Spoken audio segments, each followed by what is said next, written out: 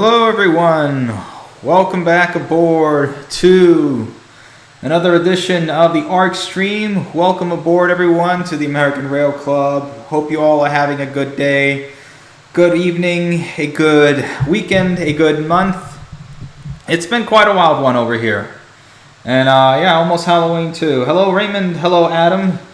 Good evening from Indiana. Yes, from the Hoosier State itself. So we're streaming from. I apologize that it's been a bit since we've streamed. It's been quite a crazy one if you kept up with the community post. My girlfriend Catherine's grandmother had unfortunately passed away a couple weeks ago from old age at the age of 98.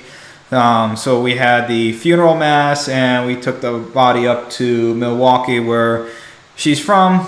Where the whole family is from, and she's buried there along the Hiawatha line, actually, where she used to work on as well with her husband there, with Catherine's grandfather. So please pray for the repose of her soul. And she lived a very beautiful, long life, and just like the railroad she worked on, she brought everybody together and bonded them together through the ages and through time. So it's something that's always going to be forever her legacy, and she'll always have that. So again, we pray for her, and it's time that we have to go through, right? So it's just part of it. So, but we're here, we're back, we're getting things going again. So yeah, and it's kind of a crazy day today too. It's October 28th, and tomorrow will be my birthday. I'll be 30. So it'll be the end of my 20s. It's been quite a ride over here. We'll be going ahead on Discord pretty soon. Let me just go ahead and start the event over here. Let's get that going. Go ahead and start the event. Hope you all can hear me well. There we go.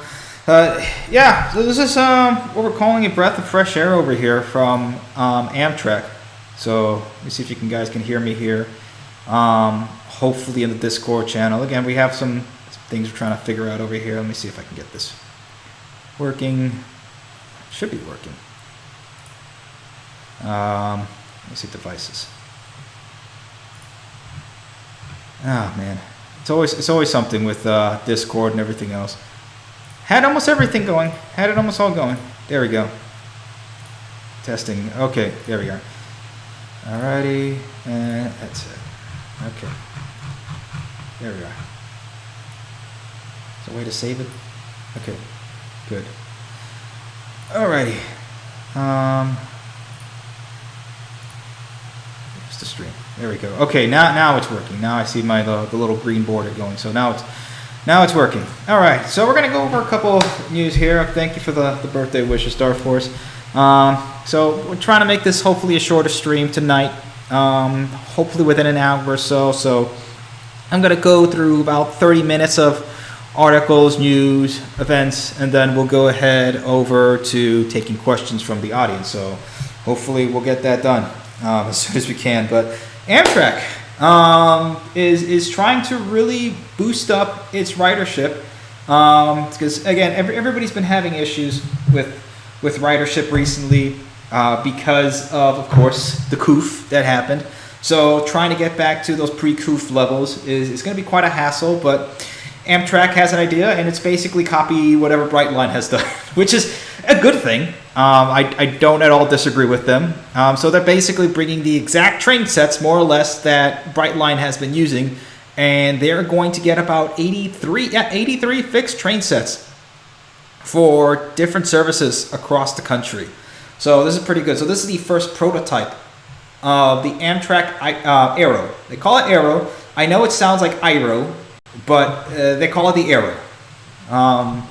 So yeah, it's everything that Amtrak should have been having already, which is a good thing. They're adding USB ports, Wi-Fi. It's going to look good. The trains are going to be able to operate up to 125 miles an hour. This is good. So finally, they're doing something, and they're moving forward, and they'll be gone with those old GE power units. Will be gone sooner rather than later. So this is good. So hopefully we'll be seeing this out in 2026.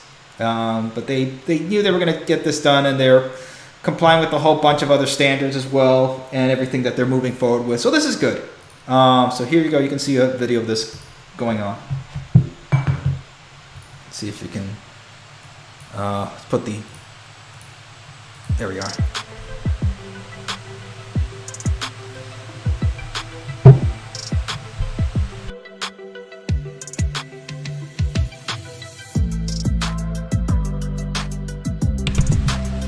Okay, I don't know why the volume over here isn't working. Man, nothing is working today, it seems. Here we go. Okay, that's why. All right, let's try that again now. There we go. Continue technical difficulties. Not as smooth as I'd like it to run, but here we go.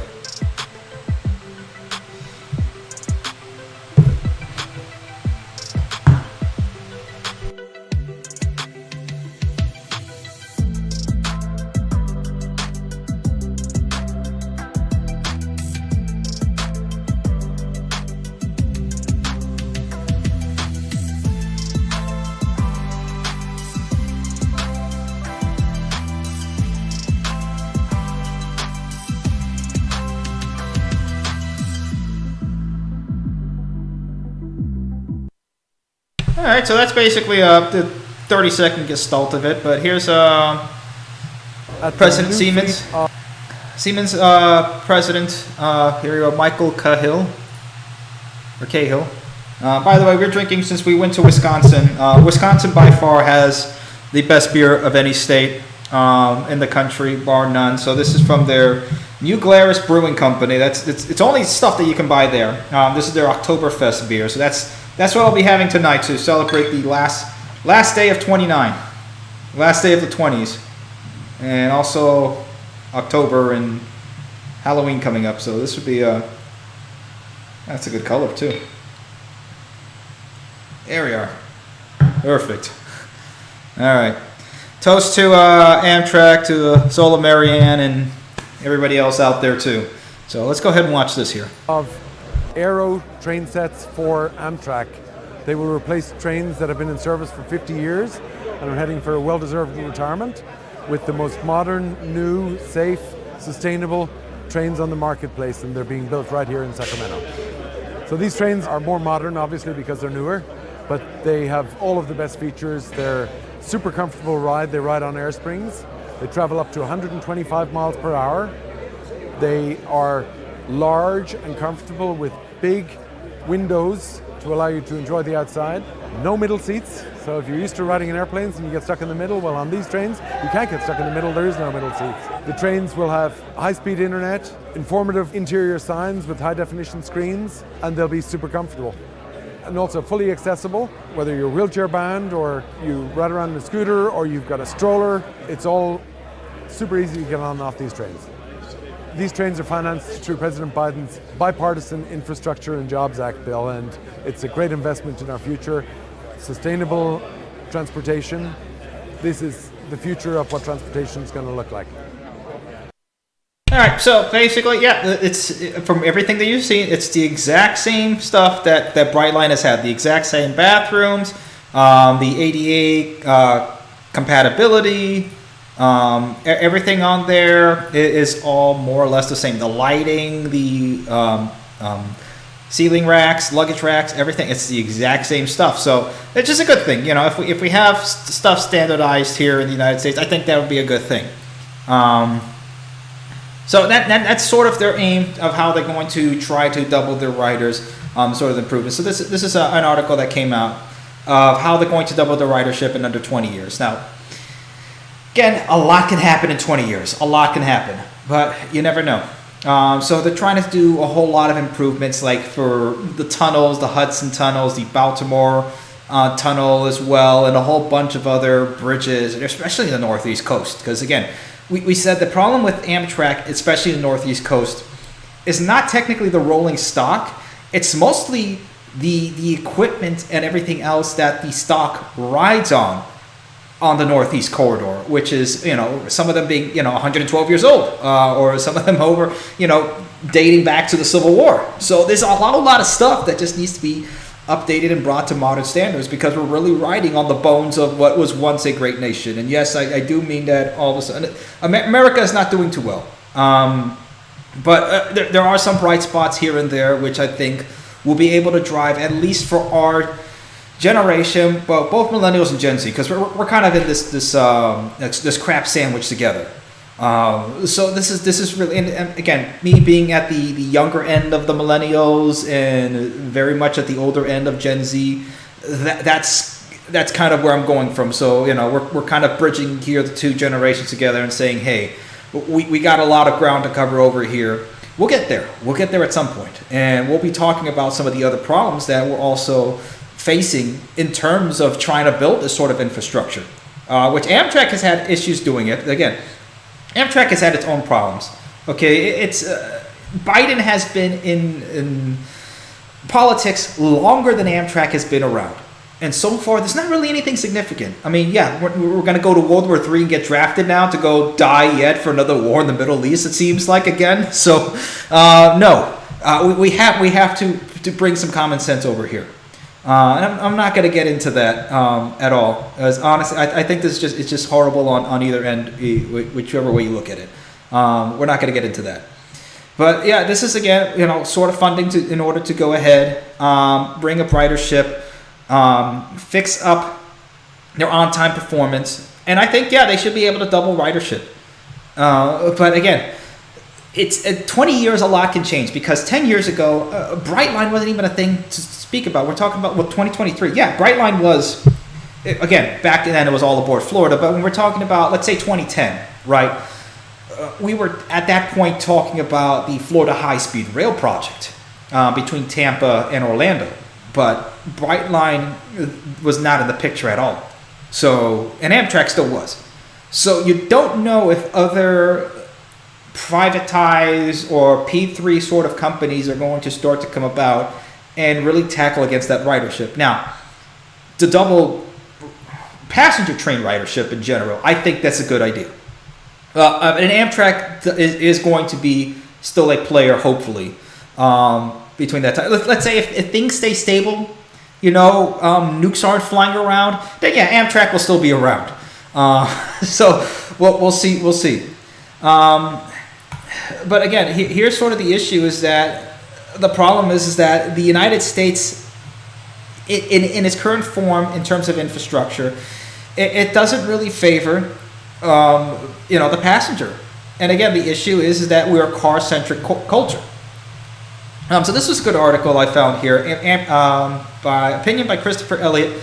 America's train system doesn't favor you. Here's who to blame and how to begin fixing it. And again, this is more or less the same stuff we've been talking about. The trains are late. Look at it. One of the conductors told me that being 12 hours late is perfectly normal. I didn't even bother asking for compensation. So imagine, if in Japan, we're very familiar with this, that if the train is even several minutes late, that there will be an apology and sometimes a refund, depending on how late it is. And again, the reason that we know it's so late is because Amtrak is dependent on the freight railroads, and the freight railroads, even though it's against the law, again, there's no enforcement of any of the laws on here. So you can put in more laws, new laws, more codes, and anything else. It doesn't matter, because the laws are not being followed anyway. Again, freight trains tend to get priority, but the priority by law is supposed to be passenger rail. But since the freight rail lines own the infrastructure, they can go tell Amtrak to pound sand, which is, again, against the law, but it doesn't matter. Since when has the law mattered in the United States? For the last several decades, if not for a very long time, anyway. But yeah, and again, Amtrak doesn't have to compensate for delayed passengers. This is the problem. What will it take to fix the delayed trains? Again, there needs to be.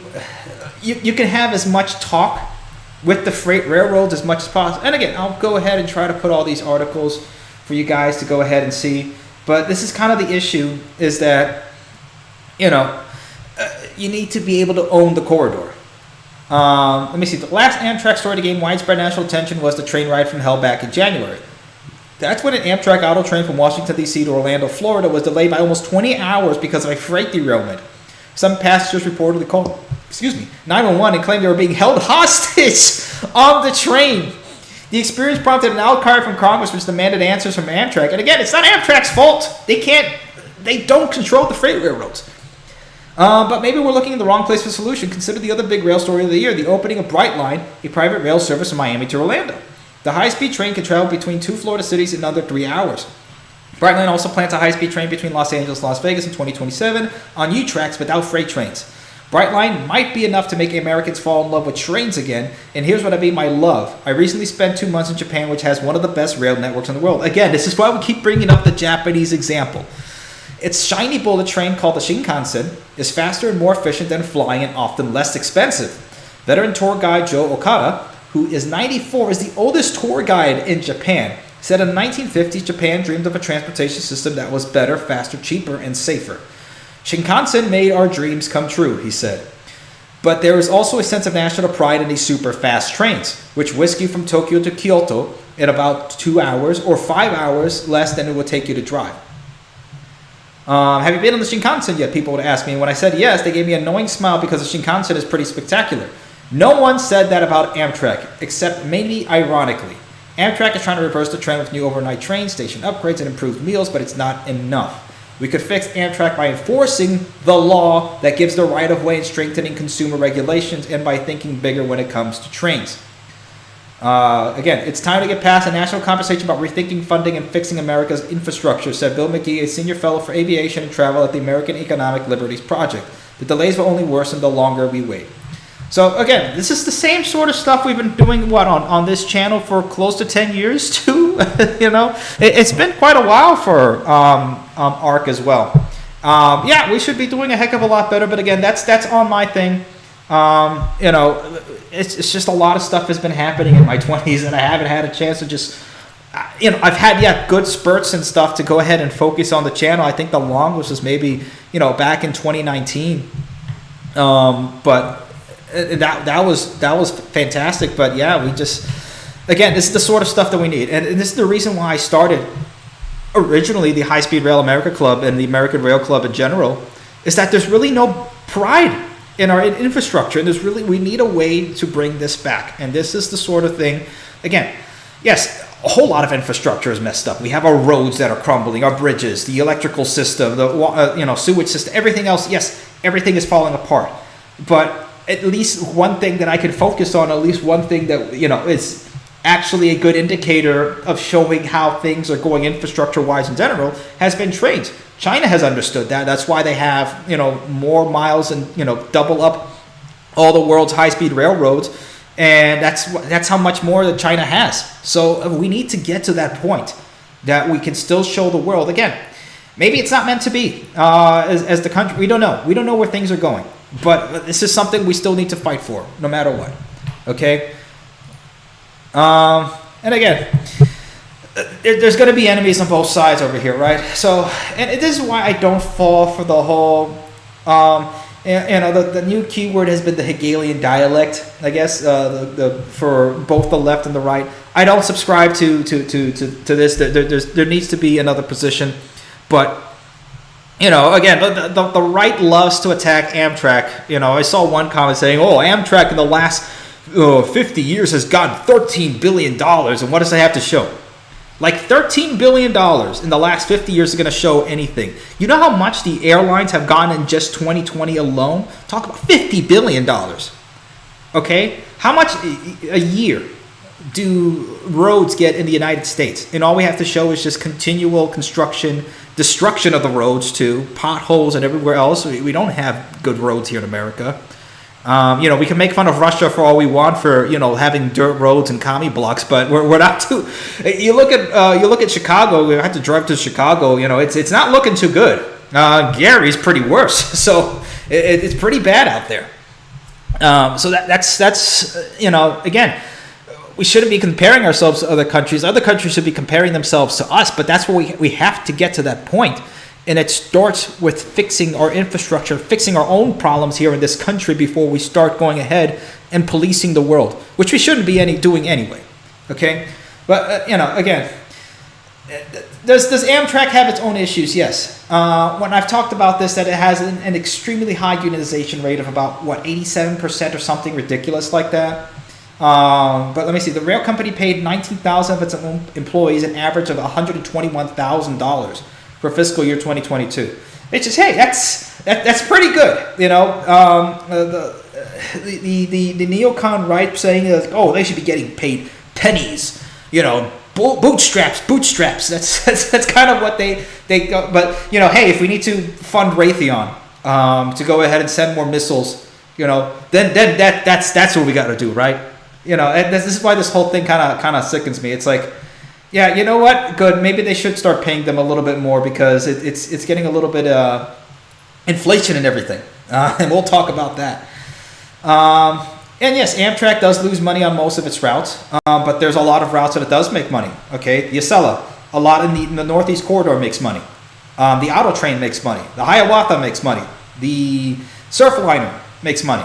There's several different. If you were to split Amtrak into multiple different companies, let's say you know like the JR, like the Japanese railroad companies, and they're split up into different companies by region, I'm pretty sure it'd be a fine. And honestly, that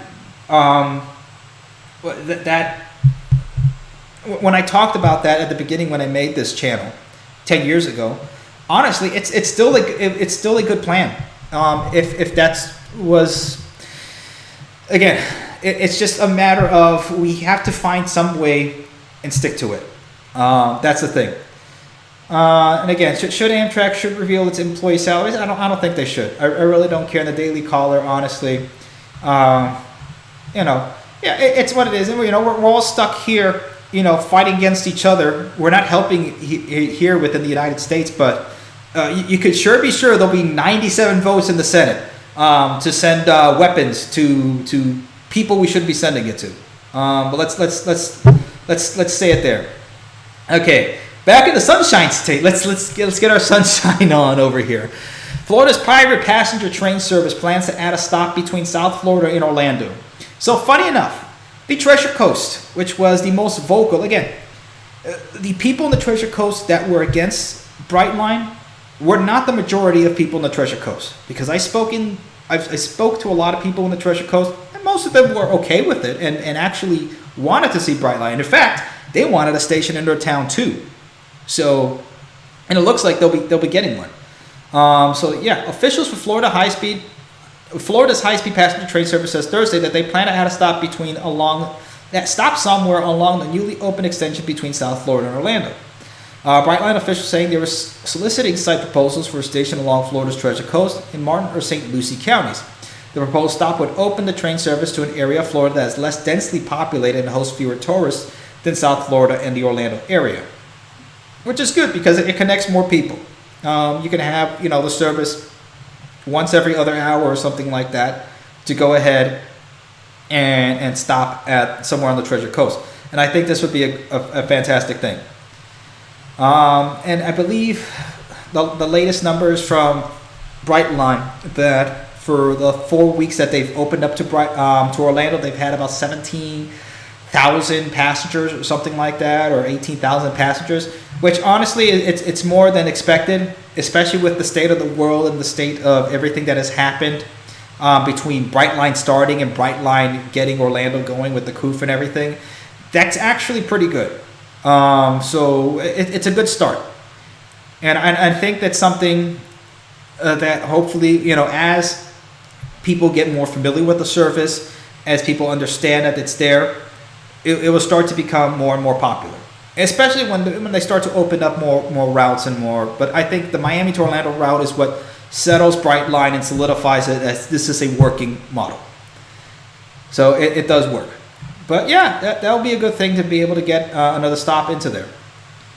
And again, they're adding new services here, an all-station shared pass, revamping the South Florida pass. So now, which again, compared to the cost of driving a car, and not just the cost of driving the car, but also the time and effort you have to put into doing the car, because there's a lot more when you factor in time and work and everything else, that there's a lot less stress when you're able to ride on a train than going ahead and driving a car.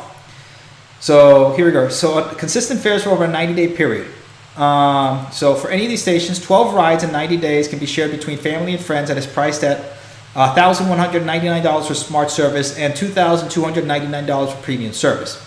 Now, compared to maybe, I don't know what, the Japan Rail Pass, is that kind of expensive? Yeah, but compared to South Florida traffic, the insurance rates, okay, because insurance down in South Florida is pretty freaking expensive, okay, so yeah, it's pretty good. The company's also introducing its SoFlo Solo Pass, which replaces the current commuter pass and offers 40 rides in a 30-day period at prices starting at $399 for Smart Class. And we can go ahead and look at this and calculate it. But honestly, it's like when you go ahead and look at it from the perspective of how much gas you need to get, how much time you're going to be spending on I-95, okay? Especially if you live closer to the stations, it's not a bad deal. It doesn't seem like a bad deal at all. I know that's been the biggest thing for people, that, this is kind of expensive, or, Brightline's kind of expensive compared to, because this is just a service that has started out, and once it's able to go ahead and gain more ridership and be able to solidify itself, I'm pretty sure those prices will come down. And they have promotions all the time too, so. And look at it. People are wanting. Again, funny enough, these are the same demographic of people who were initially against it are the same people who now want it. So this is a good thing. Yeah, we'll go ahead and listen to this. Town is growing. Brightline coming through hopefully will help this town grow even more. Brightline just released a request for proposals for a new station on the Treasure Coast. Stewart Mayor Troy McDonald says they'll be competing for that stop. He believes it's the right place for it. You go back and look at the historic downtown of Stewart and the economic revitalization over the last 30 years and where Stewart is, it's the hub of business, not only for our county, but actually for the surrounding counties. But cities like Fort Pierce want it just as bad. Mayor Lisa Hudson told WPTV that the city of Fort Pierce is ready for Brightline. They have at least 3 options for a station and have been proactively designed. See, now they're fighting. They're fighting for a station. They're competing for a station. Would you ever have thought that this was going to be happening, 10 or 5 years ago? Now they're fighting for a station. So this again, demand is hot for Brightline. Demand is there. There's a demand. People want trains. It's as simple as that. Stations for all 3. Brightline will be considering a number of factors when looking at proposals, including whether the property is at least 2 acres with the ability to accommodate 200 parking spaces. The deadline for receipt of proposals is December 22nd. After that, Brightline will begin evaluations. They're hoping to open a Treasure Coast station by early 2028. Cassandra Garcia, WPTV, News Channel 5. All right, so 2028, we'll probably see a station in the Treasure Coast. So, again, a lot can happen between here and then.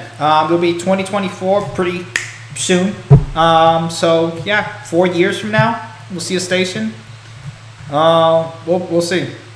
And this was random. We saw in Florida here, since we're talking about Florida. This is the APTA Expo in Orlando, the Transit Expo. So, yeah, hydrogen trains. Again, there's a whole bunch of different options that are available here. Now, myself, I'm not too much of a fan of hydrogen. I think it's kind of just, why don't you just stick to electricity if you're just going to get, a hydrogen power base in order to generate electricity? You're kind of just, you're adding more weight to the train. You're adding another middleman. But hey, I digress. Is it another option? Yeah, and if there's demand for it, well, there it is. It's another green alternative, and it was right in front of the Brightline maintenance facility, so you never know. Hey, it could make for a good streetcar or commuter, honestly. So it's again, there's options. There's options available. So, and probably is InnoTrans going to be this year? Oh no, that was last fall. I know InnoTrans. I know is every 2 years or so. Expected to enter the Airo in service in late 2024. So yeah, so there we go. That's something. Now, on to some silly news over here. Remember the 2nd Avenue subway, the most expensive infrastructure project in all of human history? more. I guess we can say that because we don't really have. We can't really go back to Rome, ancient Rome, and dig up their accounting there. Our daily thought of Rome here, guys. How often we think of the Roman Empire? Every day. Every day we think of the Roman Empire here. So $3.4 billion for phase 2 of the Q Avenue, Second Avenue subway for the Q line. It's going to be another fiasco. Again, for another ridiculously expensive, very, very long construction term for this. It is kind of an issue. It's like we want to build stuff, but every time the United States unfortunately builds anything, it's always way over budget, way overpriced, and way over due date. Again, yeah, there are some exceptions. Like Brightline was pretty much on time and pretty much within budget. But again, that's a private sector project, more or less, with a lot of public support and everything else. Which again, you have to treat it as there's a private company, but there's a lot of public contingencies that you have to go ahead and add into there as well, or a lot of collaboration between the public sector.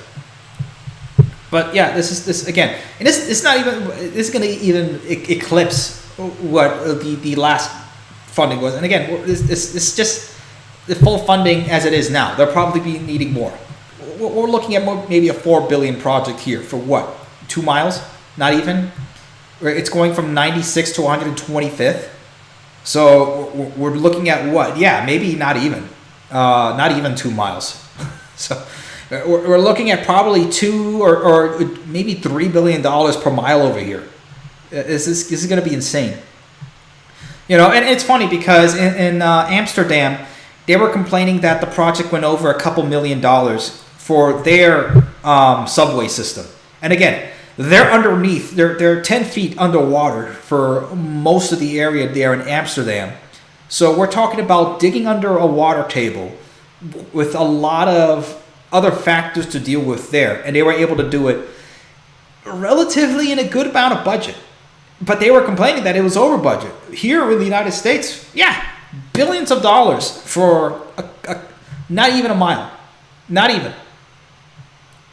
So this is going to be it's going to be pretty crazy, and who knows when this will be done? What, 2030, 2040, something like that, something ridiculous. I don't know. Again, we want to fund these projects, but we also want to make sure that they're getting funded correctly. Meanwhile, the MTA, because the MTA has not been able to catch up, and again, it's not the MTA's fault that there was a coup of some reason for whatever reasons that had happened. If you know the reasons, you know. If you don't know, well, it's what it is. But they haven't been able to catch up to ridership prior to the coup. So there's a whole bunch of empty retail space that they do own, maybe not as much as they should, like other examples like the Hong Kong Metro. But out of those, they're trying to say, oh, you can turn these into art spaces. You guys know how I feel about most of these art spaces and how it usually turns into a modern art extravaganza to euphemize what I really think about modern art in general. But it's really,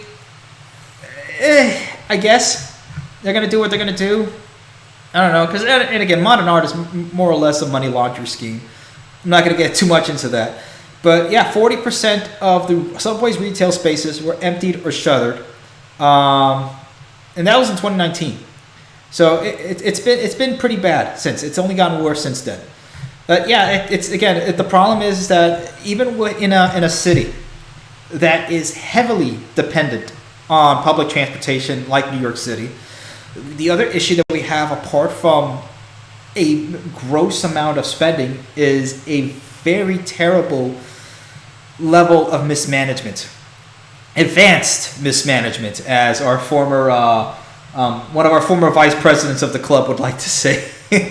It's not just mismanagement; it's advanced mismanagement, and it's not just in New York. From sea to shining sea, this tends to be a problem. because due to inflation and due to, well, advanced mismanagement, the Silicon Valley subway is surging to $12.2 billion. So, yeah, it's getting ridiculous. You know, again, we kind of scoff at how, you know, how much money we spend per day for the missiles in the two countries that shall not be named. But the problem is that we can go ahead and spend that like nothing, but when it comes to our own country over here, we kind of, you know, hold back at, oh, we're spending that much for that, but we shouldn't be. We shouldn't be. So there's a lot of issues to go around. And again, it's a fundamental issue that needs to be fixed at some point or another. Hopefully sooner, within our generation, that we need to fix before it becomes a problem for the next generations. And again, with the way things are going, if we maybe we don't have a next generation. I don't know. We don't know. It's up to God at this point, right? You got to just leave some things. Just be like, well, got to do what I can every day, and you know, do our best. And if whatever happens. Just gotta roll with the punches here. But yes, a 77% increase from a 2020 $6.9 billion projection. Subway planners attribute the increases to inflation. Now, inflation is pretty bad, but I don't know how it can more than double. You know, it's okay. We're competing with New York, Los Angeles, particularly New York, said Carolyn Gonod, VTA's general manager, at a press conference. I'm not going to lie, BART is a very expensive system to build, because it was pretty expensive to build at the beginning, because you didn't. We know all the engineering. Anyway, the engineering of the project in the beginning was not meant to follow up to what everybody else had done and what had worked. They experimented way too much with BART, and that's why it kind of has the problems that it has. That's for a different time. So let's see. Unlike a typical subway project where it constructs side-by-side tunnels for trains to pass through, the local transit agency plans to build a single tunnel about the width of a 4-lane highway. The method is known as single bore, has never been used to construct a subway system in the United States. So again, they don't learn their lesson. They're going to continue experimenting. So, for example, the BART, the reason why is that they're built to a different gauge, if I remember correctly, than other trains were. And they're, if somebody correct me in the comments or in the audience later on, but it just blanked out of my head. But for example, one of the reasons why you hear a very terrible grinding sound, or you used to hear a very terrible grinding sound on the BART, was the experimental way that it was built for the train sets and for the lines in general. So unfortunately, they haven't learned to stop experimenting. Okay, just copy what the Chinese, the Japanese, the Germans, just do what they're doing. And that's it. We don't have time to just be experimenting. We're not at that point that we're the leader in infrastructure over here. We're playing catch up. So yeah, it's kind of silly. So you just, again, it's kind of terrible that we have to be dealing with this, but it's just what it is. Across the United States, transportation projects are only getting more expensive. The Gateway Development Project in New York City has seen costs climb to $16.1 billion. And the Southeastern Pennsylvania Transportation Authority earlier this year paused its $3 billion King of Prussia rail project after the Federal Transit Federal Transit Administration raised concerns about how the agency would pay for it. So yeah, if Secretary Buttigieg signs all of those, that means that Congress will theoretically be obligated to cough up an enormous amount of money for the next 10 years to fund all of these projects, he said. I mean, compared to what Congress is funding in the last month, I mean, let's be honest, this is kind of chump change. Are we glad that it's this expensive? No. But compared to whatever else this country spends per day, it's not that bad. Let's bring up the U.S. debt clock for giggles. Here's where we're at right now. So I mean, let's see, we're at $33.6 trillion. Guys, remember when? Was it not even 3 years ago that we were looking and we just passed 20 trillion? We're like, yeah, We're never going to be able to pay for this. Well, we're at $33 trillion. In the last 3 years, we've added $13 trillion to the debt. So the money's fake. We know that. But at least if we can have infrastructure, at least the infrastructure will be there. Okay? So at least having that would be good. Whenever happens. But yeah, look at this. U.S. federal debt to GDP ratio. In 1960, it was 52%. 1980, it went down to 34%. 2000, it went to 55%. Now it's 124.42%. That's insane. So this is where an article came out. It's like, why America doesn't build. So apart from the fact that we have to go ahead and contend with our own stupidity of overfunding and mismanaging projects, we also have to contend with the stupidity and ridiculousness of our own neighbors. Okay? So this article more or less goes into the NIMBYism problem that we have here in the United States, and why in other countries, yeah, they can build. And again, should there be property rights? Absolutely. Property rights are absolutely, they should be respected. That's nothing at all that I would ever contend with. The problem is that we also have to think of also the community itself as well, and where the country needs to be going in terms of being able to help others in the community, to be able to do their jobs, and to be able to build to keep this country going. And again, it's not just for anything to build in terms of, like there's silly things that, probably shouldn't be built. Like, for example, I'm not really a fan of wind farms because honestly, if you want something that's stationary, that's another form of alternative energy, get solar panels. Honestly, that's better. B, nuclear energy. I don't know why we're not. I know why we're not doing that, because we know BP and Chevron and several of the other Standard Oil companies back in the 1970s actually funded and Sierra Club in order to lobby against nuclear energy, so they could lobby for. Basically, got the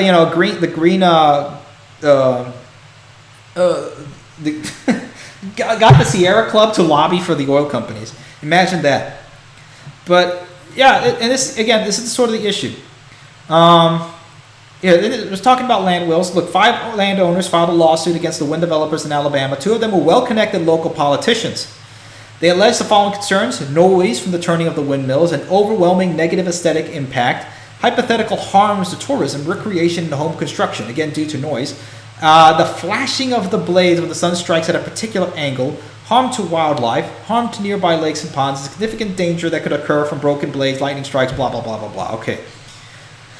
We've seen a lot of those when it came to Brightline, right, from the Treasure Coast in terms of, because they were trying to attack it at all angles. So they tried to attack it from the environmental angle, saying that that Brightline would be an environmental detriment to the local area.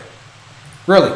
So a high-speed train that takes up a heck of a lot less space than an 8-lane highway that runs on clean diesel, on EPA Tier 4 diesel motor.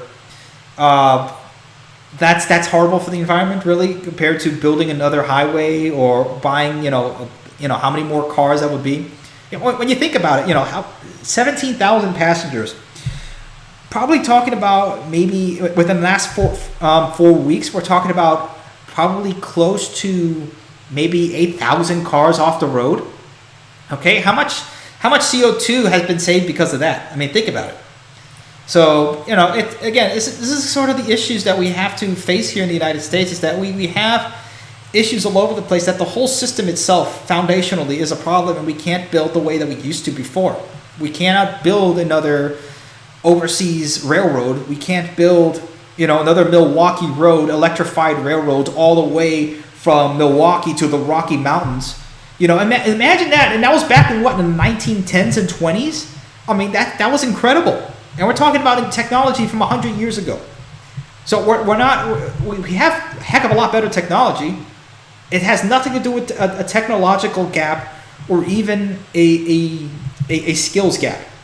And honestly, the skills gap here in the United States can be easily solved by a lot of it is ending the college scam and getting people back to work with actual family wages.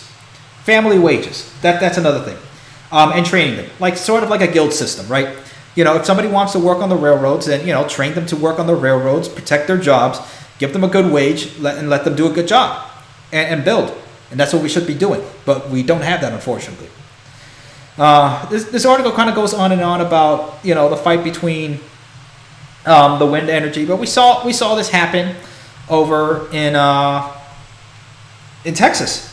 Okay, when you have a very select few group of people, and this is a problem in democracy in general, because out of the 51% that votes for the majority, in that 51% you have another 51%, so there's a 26%, and in that 26%, well, you have a 13% that's running everything, and within that 13%, you keep sizing down the number like 7%, and then you have basically, close to like a 1% that really runs the whole entire 51%. So that's kind of the issue with that. It turns into mob rule. We don't have what's good for the people. It's what's good for that group. And that's kind of the problem, and that's kind of the issue. But again, we'll solve that when it comes there. But this is a good article here where it ends here. Highways that cut through downtowns were bad because they destroyed vibrant neighborhoods, entrenched car dependency, targeted poor and minority communities, and locked in climate-unfriendly infrastructure. Absolutely true. The problem with bad projects isn't the local opposition. The problem is that they are bad. Local opposition can be a sign of that, but it can also just be a sign that people fear change. And that's kind of the issue, right? Is that especially if you have a generation, and you know which generation we're talking about, that is all about themselves, and to hell with anybody, what they think about whatever other generation could, or passing on anything to that next generation. They're not passing the torch. They want to keep everything for themselves and spend it all. Again, it's not all of them, right? But that's unfortunately that's a good majority of them. It's kind of an issue. The green energy transition rests on our ability to distinguish between the two. Right now, we can't, and that's the problem. So we'll get there. Okay, 8:46. I'm going a little bit over time over here, so let's skip over a couple articles over here. Very quickly. This is the problem why we need to really fix our infrastructure quickly, because there's more trucks on the road, if you've noticed, and there's more truck crashes happening. So it's not good. Maybe we'll talk about this a different time, but yeah, it's been pretty bad. Automobile accidents have been increasing far rapidly than they were intended to do. It's funny enough, in 2020, there were supposedly less cars on the road, right, because everybody was staying home inside. Automobile accidents actually rose, not just per capita, but in total. It went from 44,000 to, I think, 46,000 automobile accidents in a year. So that's pretty insane. And this is an issue, is that we're going to see this slow drip of destruction continue to happen unless there's a course correction. And there's some course correction going on, right? Kansas becomes a 10th state to require 2-person train crews despite the industry's objections, right? This is something that needs to stop, to help stop curbing persistent scheduled railroading. So that's at least a good thing. Let's see what we have over here. I tried to get the Wall Street Journal article for this. It didn't let me because it was paywall blocked. But this was actually a good excerpt of this. And this is coming from over in Britain, that whole issue that they're doing with banning a whole bunch of cars from going in central London and all that. Again, it's sort of, let's see, the car culture war is coming for your car. As the Green left's hostility to the automobile grows, voters notice their own values are at stake. Let's see, forget race, forget sex, forget immigration. The mother of all culture wars is breaking out, and its subject is the car. The automobile has long been a policy flashpoint, with the paramount issue being where they should be able to roam. This was the heart of the brutal urban planning battles of the mid-20th century, which were fought over the need and placement for new highways. Yet it's hard to describe those earlier policy fights as a culture war. Liberal urban activists such as Jane Jacobs, who famously fought off Robert Moses' plan, and you know how much I feel about Robert Moses, plan to build a highway interchange over Washington Square Park in New York City, didn't hate cars or the people who drove them. In her magisterial The Death and Life of Great American Cities, Jacobs repeatedly observed that resorting to the personal car was an entirely rational response to the failures of government urban planners to encourage smarter development. 110%. Okay?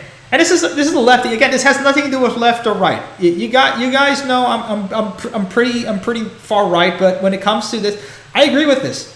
You know, if government urban planners can't figure out a way to, or if they're completely bought off because of someone's gigantic freaking ego, like Robert Moses, and wanting to, the great destroyer over there, wanted to go ahead and put cars all over the place in his massive parkways for his giant ego. Again, or for example, you have a large runaway company like General Motors going ahead and buying off a whole bunch of streetcar companies to smash them, destroy them, and buy in for the rubber companies, for tires, Firestone, for the oil companies like all the Standard Oil companies, so they can go ahead and start replacing them with buses. And I think that's wrong. I don't think it's wrong. It's objectively wrong. Let's put it that way. We need to start thinking objectively of some things here, because there's some things that go beyond just a matter of opinion. Okay, the system that we have here in the United States is not working. It's as simple as that. It's objectively not working. It's working for a few, but it's not working for the most of us, and that's the problem. There's just some things that are just objectively, it's just silly. Such humane common sense seems quaint in the context of today's car wars. We're going portion of the left. The automobile has become a moral ill in its own right, rather than symptomatic inconvenience of Jacob's telling. And I agree with that. It's again, I don't hate the car. I love automobiles. You guys know that. I'm a big car guy, but we don't have to get to a point where if I wake up in the morning and I want to get milk, for most of human history, all you have to do was walk outside, get milk, or go to the corner store, get milk. I mean, even in my mom's era, when my mom was living born and raised in Miami, she could go to the corner store. There was a little corner store there with Little Havana. She could go ahead, buy milk, and walk back, 5 houses down. Now you have to get in your car, go, 2 miles, 3 miles to Publix, and spend how much time to go ahead and get a whole bunch of stuff, load up the car, and then come back. It's just silly. It's just silly. Okay, so the strike may be coming to an end, maybe, or at least for Ford. There's not a deal yet. According to what I see here, there's not a deal yet for GM and Stellantis, but it seems Ford may be coming to a head on this and ending the strike. So, hey, that may be something. Again, all it means for our sakes is that cars are going to get more expensive because wages are going to increase, which is fine. But the problem is with inflation and everything else right now, and of course the automobile companies, they're going to raise the prices of the automobile. Okay, and they're probably going to lay off a whole bunch of people too. That's just the reality of it. It's like, okay, great. We're raising your wages. We're also laying off a whole bunch of you people because there's no balance in anything here, right? There's no set of what makes sense anymore. So yeah, things are not looking too good. But at least the thing is that we may not be forced to be going to buy electric cars. All right. Now, again, I'm fine with electric cars. If the problem is we don't have the infrastructure for it. Now, when I drove the Tesla, I thought the Tesla was fantastic in terms of the car and how it worked. The issue is that if you drive anything else that's not a Tesla, you're kind of SOL because most of the infrastructure that supports Tesla is basically owned by Tesla, right? And that's the massive amount of supercharger stations that they have. And I've said this for years. Tesla's biggest thing is that they have those superchargers and the infrastructure to support their own brand of electric cars.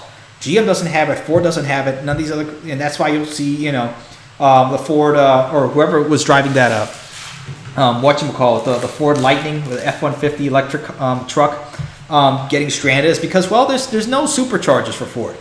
But now they're all going on to what they're calling the North American Charging Standard, which is basically Tesla. So Tesla's going to get. They have solidified themselves as the king of electric cars, and they're going to make a whole boatloads of money off of that. But yeah, look, honestly, there needs to be more alternatives, right? If you want an electric car, fine. They're stupid expensive. If you want to get a bike, you should be able to get a bike. You should be able to have cities that are close enough together, that are not sprawling out, that you have to live in a suburb. For safety reasons or for whatever else people want to live in suburbs. Let's be honest. But if you want to be able to get a bike and go somewhere, fine, like in European cities. But we don't have that here in the United States. And there used to be some cities like that. Now there's some cities that still abide to that, like New York. but it's still it's kind of hairy to get around. So that's what it is. But yeah, now companies Ford and Honda, I think, or was it GM and Honda? Yeah, Honda and GM they were going to find ways to develop cheaper EVs. Yeah, they're scrapping that now because the demand for electric vehicles has plummeted. And even Akio Toyota is like, I told you so. So funny enough, and I talked about this before, Akio Toyota was basically shooed off from being CEO of Toyota. He's still chairman, but the board shooed him off as CEO because he said, you know what, I'm not too wild about electric cars. We should just keep going the way we're going with hybrid vehicles. And the board didn't like that, so they shoot him off from being CEO, and they put in the CEO of Lexus to head the development of electric cars. Well, now that demand has completely fallen through the floor, he's saying he was right. No, the market is not ready for it. Hey, people can't even afford used cars, let alone you're going to buy a new electric car. I mean, if you're well enough to do that, yes, fine. But most people in our age group, which constitutes the majority of the United States, millennials and Zoomers were the majority of the United States, and doesn't seem democracy is working in that sense, right? We don't get a voice, it seems. Just doesn't seem to be working out. We can't even afford a used car. So, yeah, this is what it is, guys. So, that's where we're at. Okay, I knew I went a little bit further, so we're gonna put this over for. We have 5 people in the audience, so let's try to get for 30 minutes of questions, and we'll get there. So if anybody has their hands raised, wants to come into the audience, speak, and ask questions, now's the time to raise your hand. So, but okay, yeah, I think this was pretty good in terms of getting through all the articles over here. So let's see who's got their hand up. Let's go ahead and put this over here to show the request to speaks, and let me see if I can put this out. Or is it the pop out? There we go. Okay, we're gonna go from left to right over here. Okay, so Tobio Kageyama, let's go ahead and invite you to speak. Can you hear me? Yep, loud and clear. How you doing? Good. Good about you? All right, I'm doing good, man. Doing good. It's last day is 29. Last day of my 20s. Well, yeah. So firstly, I'm happy early birthday. I know that's tomorrow. Thank you. And I kind of came up here to kind of discuss about the NIMBYs, of course, and like you said earlier in the stream. Yeah. Yeah. So as you know, for the past, I'm pretty sure now a decade, the Texas NIMBY has always been fighting against TCR, but claimed that it'll be a freaking for the taxpayers and also private property rights and also even democracies in general. And do you have anything that you would like to say to them, like in regards to their concerns or their claims or everything? Again, they got duped because the guy who was running it, I forgot his name. The judge was it Judge Jacobs something? I forget who it was. It was kind of one of those last names, right? He was again. He ran an oil company and he started from his basement an oil company. Yeah, at 21. Okay, sure. Yeah, not a silver spoon at all. Yeah. Again, they got duped from an industry that had absolutely every reason to go against this.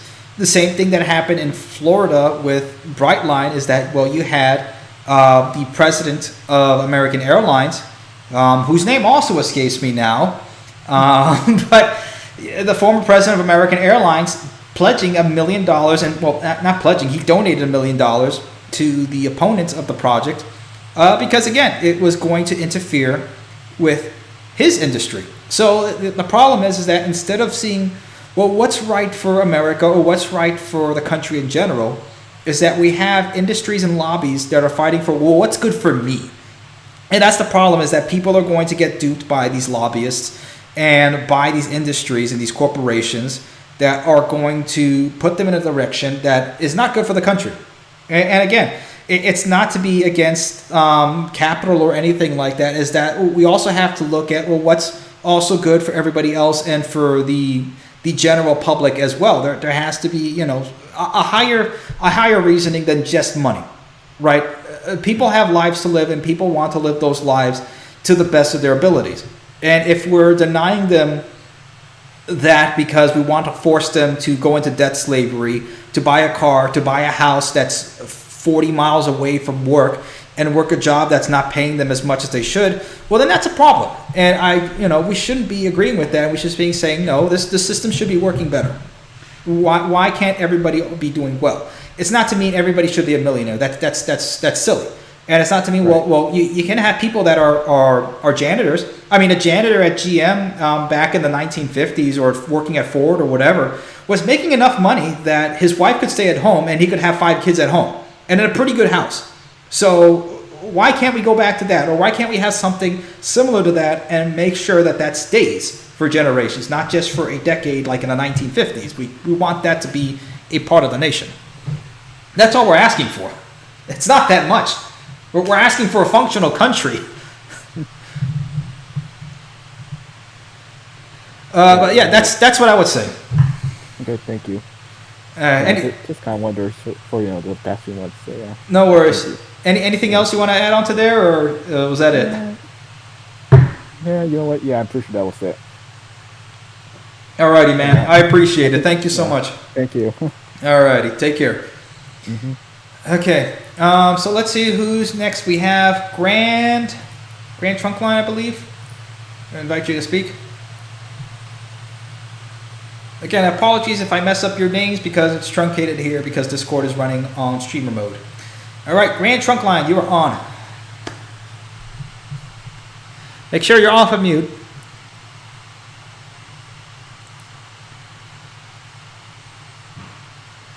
Grand Trunkline, make sure you're off of mute.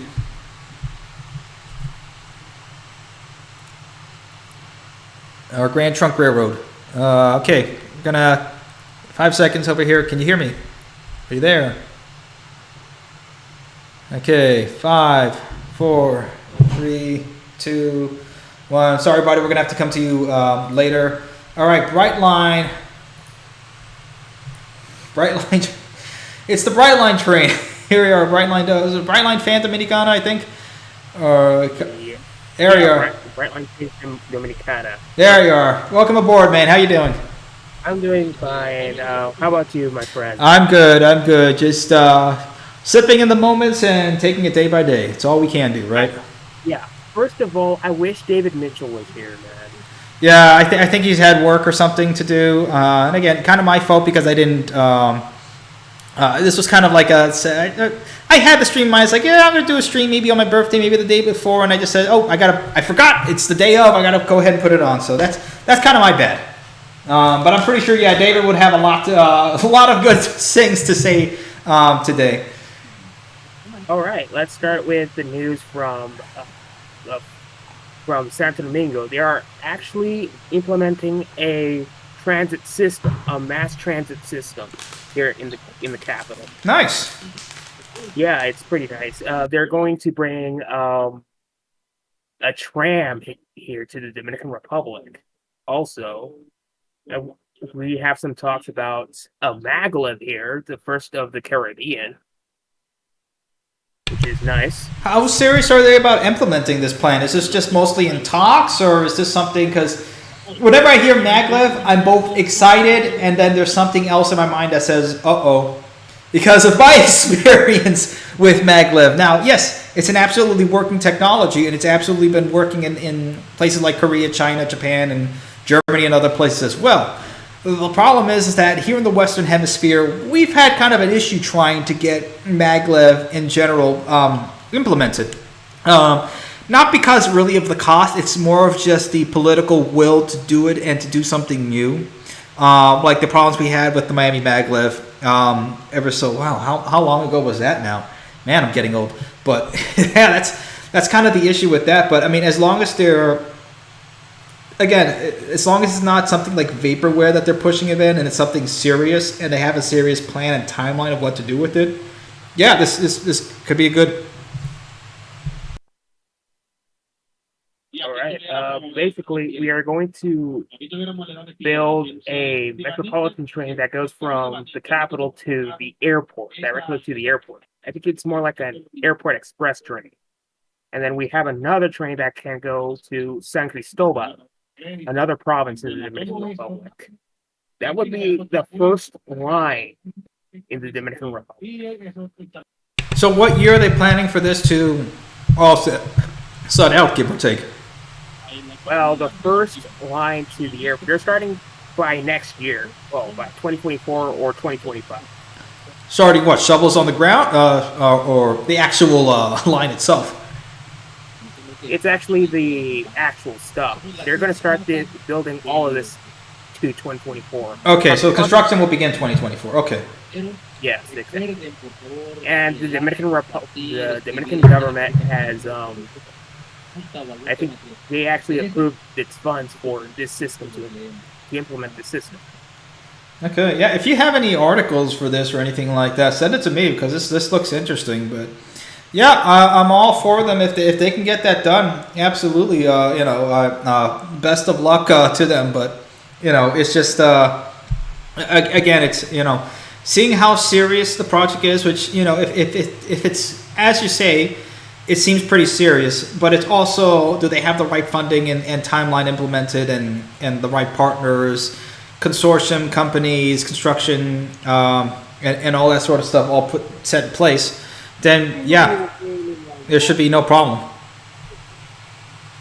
Oh, I forgot to mention about the Florida Panhandle and some other news. I was actually watching some videos about the line from Panama City, Florida, all the way down to Jacksonville, right? The line that the Sunset Limited ran off. Right. Yeah. It was the old Sunset Limited before the accident. Yeah. Yeah. Exactly. They're trying to bring that system back. I was watching some news coverages from Pensacola and Tallahassee. Now, Amtrak's got to get their act together. If they don't implement the system, Brightline could actually take over the entire system. What's your take on this? Yeah, I think this is something more or less on. I would say it's less on Brightline's timeline and more on Amtrak's timeline because number one, they had access to the system before, so most likely they'll get back access to the system. Brightline would have to probably build their own infrastructure from what they've done before. Because they're not going to want. I think is that CSX line that goes from Jacksonville or no? They actually have a new owner, another owner actually. I think it's the Florida Central. Florida Central. Okay, so then they'll have to. It's who can get the rights from Florida Central, and I don't know if they'll be wanting to play with the FEC on getting those rights or because that's a lot to do. So I don't think that Brightline would probably run that. I think they're going to stick with their plan of going from Orlando to Tampa. That's definitely what they want to do right after they get everything settled here. And then most likely from their other phase they want to do is to go from Cocoa up to Jacksonville with a connection probably at Daytona, St. Augustine, or some other areas within that area. So that's something that's most likely going to be happening. But I don't see Brightline going from Jacksonville to Panama City. Mainly because it's number one, not in their interest.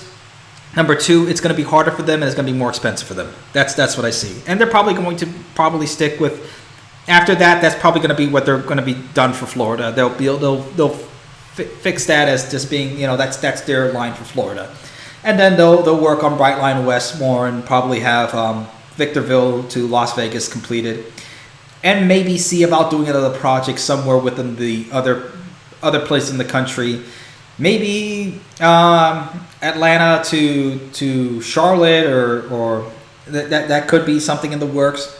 Again, there's a whole lot of other places that Brightline has been thinking about, or St. Louis to Chicago.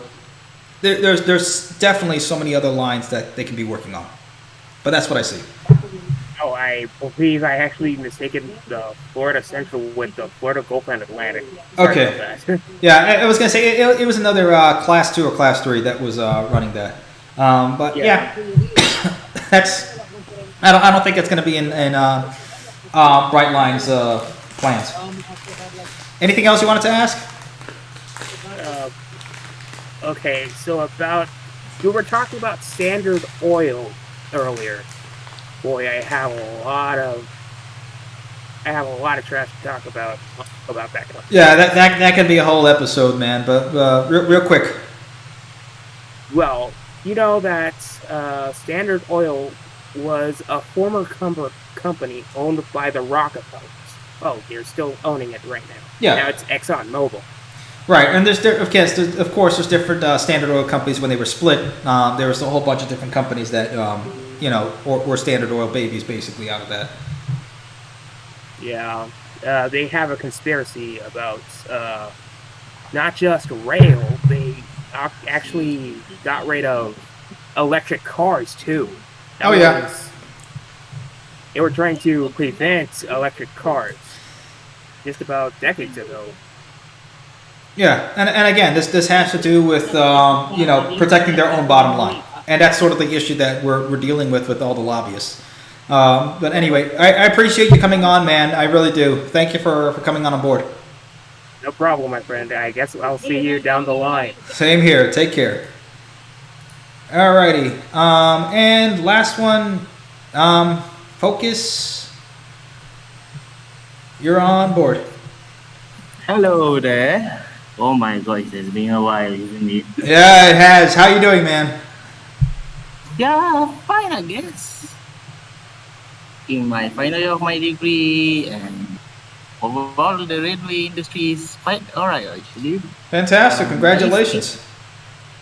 And as far as I know right now, there isn't any progress on the Kuala Lumpur Singapore high-speed line. There were some say there will be a new announcement, but I don't think there will be an announcement until the next king will be take over on 2024, which coincidentally is from the southern state of Johor, in which a major part of the railway will be passing through it. Yeah, and I was gonna say I was looking a bit at that line because they built, what was it? It was the Kuala Lumpur and Malaysia line that they just opened up. The one that I don't think that's the new. If you're talking about Spirit, I think you're talking about the Indonesia one. The one. Yes, that was the one. Yeah. Bandung. Yeah. Okay. Yeah, that was the one I was talking about. The one that has very, because it's so funny because the service they call it whoosh. Yeah, I remember reading about that. Yeah, they call it the whoosh there. Yeah, that was fun. And that was built by the Chinese over there by CRH. Although, and as for now, for Indonesia, yeah, that's the thing. I kind of jealous the fact that Indonesia is leaping out in terms of high-speed rail. But hopefully we could do something out. As for Indonesia itself, I think hopefully there will be an extension to Surabaya, but I think that will be wait until the next election, which based on the polls, probably they will pull the Philippines. Yeah, no, and it's just funny to see where the rest of the world is going in terms of high-speed rail and how more or less quickly they're building it than how we are over here in the United States, and that's it's kind of also just good to see, that the rest of the world understands that this is something that is necessary, especially for a place like Singapore, of how densely populated it is, and it's always one of the places I've always wanted to go. Just it's a fantastic city state, and just in terms of just how advanced it is and everything. It's just definitely some place that I've always wanted to go. But it's just it's something that we should have been doing here in the United States. But it's still good to see that the rest of the world understands that this works. This is something that's needed, especially to connect two densely populated cities within a close region. And again, it's you have to look at it from a regional perspective. That's where people have to go. It's not about connecting from New York to Los Angeles. No, that's kind of silly. And the amount of people that will be taking a high-speed rail that's that far in terms of mileage is not going to be that much. But in terms of, let's say, 300 to 500 miles, yeah, that's the sweet spot for high-speed rail. Or in your case, we're talking about 200, 300 miles. That absolutely makes sense. Yeah. By the way, talking about North America, have you recently checked out the recent video about the recent news about the one in Mexico where, yikes, they used the old British Rail high-speed train, which is 50 years old. What's the name? The Corridor Interoceano, if I'm pretty sure the name is. I know I heard something about that, but it's not coming to my mind right now. Yeah, it's kind of bad because I have a joke that say America, welcome to the 1970s United Kingdom, where at the time there is high inflation, and incidentally there is a new set of trains which are traveling at 135 miles per hour, and I think, in my opinion, Amtrak is moving towards in a similar path as British Railway during the 1970s, which is more services are around the 125 miles per hour, and hopefully some electrification. But but I didn't know that Mexico took it literally by using their exact train. Yeah, okay, so I see. Yeah, the old HSTs, man. I mean, hey, those are funky. Those are pretty cool. But I mean, hey, at least they're getting work somewhere else, right? Instead of going and staying on the Great Western. Hey, they'll get some new life somewhere, right? Yeah, though I think you better watch the recent where that's your problem, because the problem is the cat is basically, as Ross put it, an overturned bathtub. Yeah, it's just a fiberglass without me. So it's like, let's be honest, it belongs in a museum, not in service. Yeah, let's hope. Hopefully, they will build. The charges will be built much more, and hopefully there will be some charges going southward towards Mexico.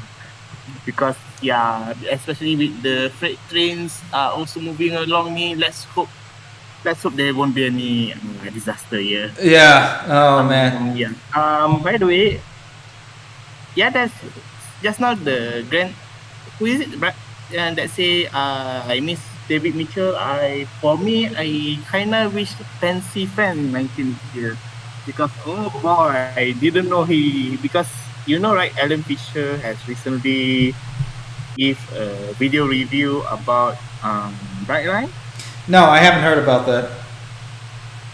And I haven't watched the Fancy's Fan, but I kind of want to talk about that video. But the fact that Pansy isn't here, I think it's for later time. I think when there's another new. What's the name of later. So hopefully you guys are moving well. Hopefully you could do more streams, and I don't think I will be near since I will be busy, but let's see. Hopefully I will be see you in the next stream. Thank you. Alrighty, I appreciate it. Thank you, man.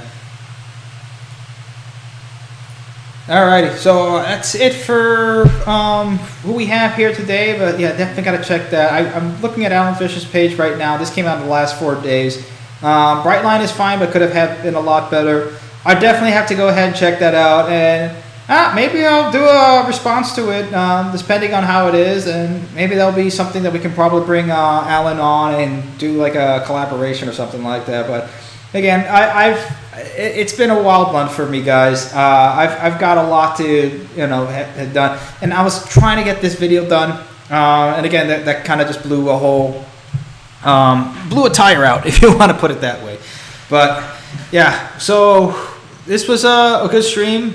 So yeah, we'll end it over here. But thank you all for coming on board. Well, actually, let's check the comments over here real quick.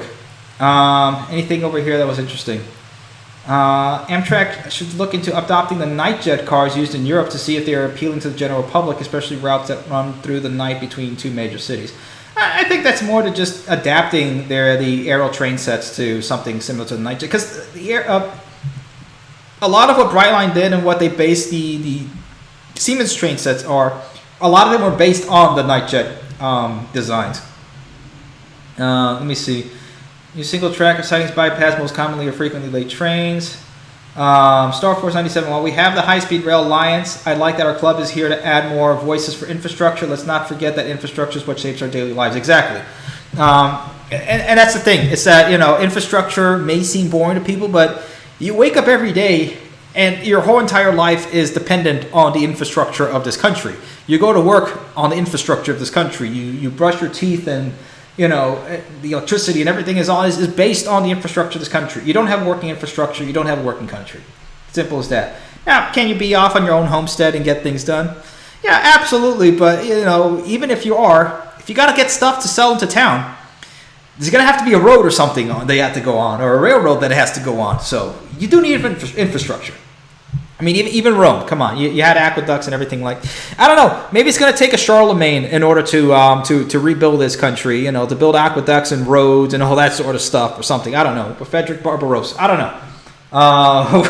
We'll have to go back to the Roman Empire again on that. Let's see. State and central planning is the reasons why we're in this mess and everything that was stated, Demetrius. Yeah, and that's the problem. When you have bad central planning, that's what it is. It's bad planning in general, right? Are e-bikes and other mobility still affordable in cars? Yeah. Focus 9. I got to ask the seats on the new Siemens Chargers trains. There were some complaints that it is less comfortable. Right. I mean, I thought they were fine. Could they have reclined a little bit more? Yeah, because that recline on Amtrak not on Amtrak, on Brightline is just, that's it. That was just about as much recline as you get. If I can go ahead and go sideways. It's about like that. That's about as much recline as you get. Yeah, would have been better.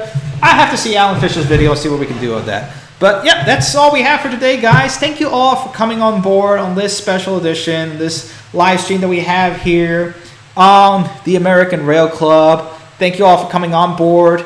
We will see you all next time. Good night and Godspeed. Take care.